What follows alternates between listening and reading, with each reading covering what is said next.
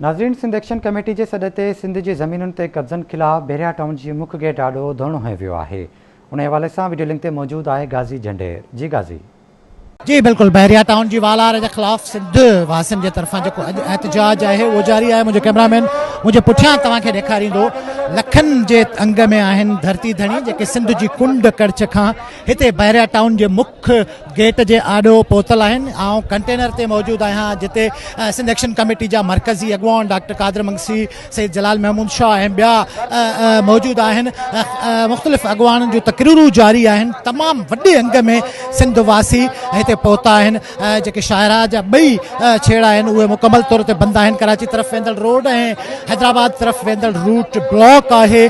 तमामु वॾे अंग में माण्हू हिते पहुता आहिनि। एहतजाज रिकॉर्ड कराइनि पिया भरपूर तरीक़े सां। तोड़े जो मुख़्तलिफ़ क़िस्म जूं रुकावटूं हुयूं।